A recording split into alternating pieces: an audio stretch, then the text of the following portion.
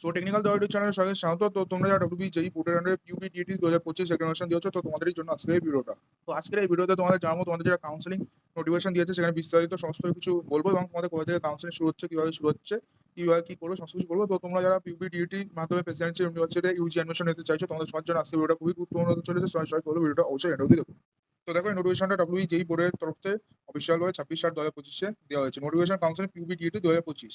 তো সবার প্রথমে এলিজিবিলিটি ক্রাইটেরিয়া কি বলছে দেখো। The candidate must have appeared the PUBDET 2025 examination and has obtained general merit rank having eligibility of counselling. তো যারা এক্সামিনেশন অ্যাপিয়ারিং হয়েছে এবং যাদের র্যাঙ্ক বেরিয়েছে তারা একমাত্র eligible. The candidate must fulfil the eligibility criteria as mention clause এত information bulletin.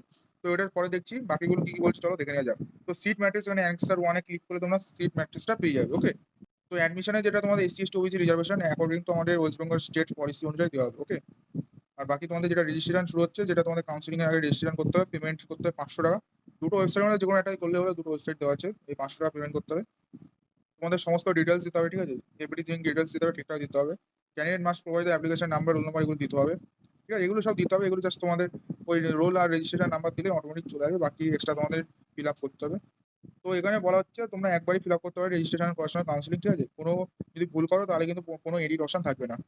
তো কাউন্সিলিং করার আগে তোমাদের রেজিস্ট্রেশন করতে হবে, নট রেজিস্ট্রেশন আর নট এলিজিবল কাউন্সিলিং। তো রেজিস্ট্রেশন কিন্তু করে নিতে হবে। Okay, counselling and admission will complete in 2 round. তো তোমাদের কাউন্সিলিং অ্যাডমিশন দুটো রাউন্ডে এবছর কমপ্লিট হচ্ছে।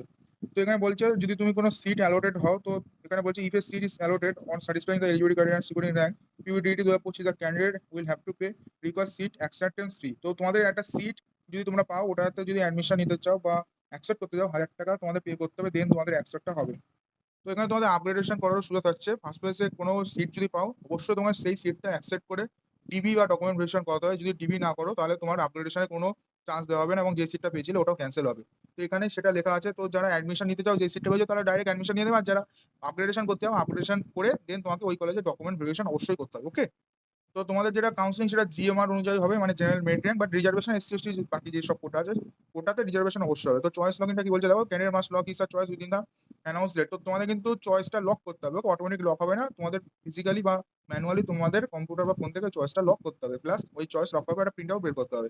যদি লক না করো তোমাদের চয়েসটা কিন্তু ধরা হবে না, কনসিডার করা হবে না, আর ফাইনাল কোনো মেরিট লিস্টে নামও আসবে না। তো চয়েসটা অবশ্যই তোমাদের লক করতে হবে। তো অ্যালটমেন্টে কি বলা হচ্ছে দেখো, allotment first round will be declare as per schedule date. তো শিডিউল ডেটগুলো এখন দেওয়া হয়নি, অ্যালটমেন্টের শিডিউল ডেট কি কবে ওগুলো পরবর্তী সময় জানা যাবে। যেটা আবার রিপিট করেছে 1000 টাকা তোমাদের সিট অ্যাকসেপ্টেন্স ফি যেটা দিতে হবে। Reporting to the president university for document verification and admission. সবাইকে ডকুমেন্ট ভেরিফিকেশন করতে হবে, যারা অ্যাডমিশন নিতে চাইছো আর যারা আপগ্রেডেশন করতে চাইছো বোথ। এখানে কি কি ডকুমেন্ট লাগবে সমস্ত দেওয়া আছে, এগুলো তোমরা নোট ডাউন করে নিও। আর বাকি এখানে কি বলছে, if the verification is successful the candidate will give his her choice for upgradation. যেটা আমি বলছিলাম, ডিবি করার পর তোমাদের একটা সুযোগ থাকবে আপগ্রেডেশন করা, ইয়েস অর নো। যদি নো করো তাহলে যে কলেজে অ্যাডমিশন বা যে ডিপার্টমেন্টে অ্যাডমিশন নিচ্ছ সেই ডিপার্টমেন্টটা পার্মানেন্ট হয়ে যাবে। আর মনে করো যে আমি আপগ্রেড করবো, ওই ডিপার্টমেন্টে পছন্দ তাও ইয়েস করবে, ঠিক আছে।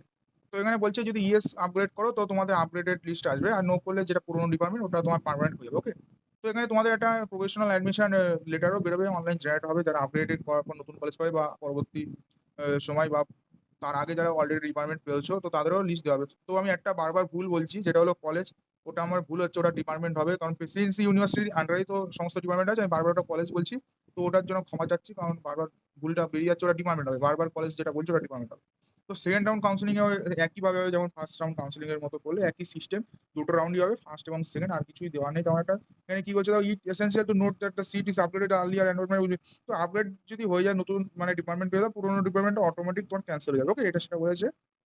আর পুরোনো যদি আপগ্রেড করার পর পুরোনো ডিপার্টমেন্ট আবার ফেরত চাও, সেটা আর হবে না। আপগ্রেড করলে নতুন ডিপার্টমেন্ট পেলে ওটাই তোমার পার্মানেন্ট হয়ে যাবে। তো রিফাইন অ্যান্ড উইথড্র পলিসি এখানে রয়েছে, এগুলো দেখে তেমন লাভ নেই, কারণ তোমরা এগুলো করবেও না, সবাই অ্যাডমিশনের জন্যই তোমরা কাউন্সিলিং করাচ্ছ।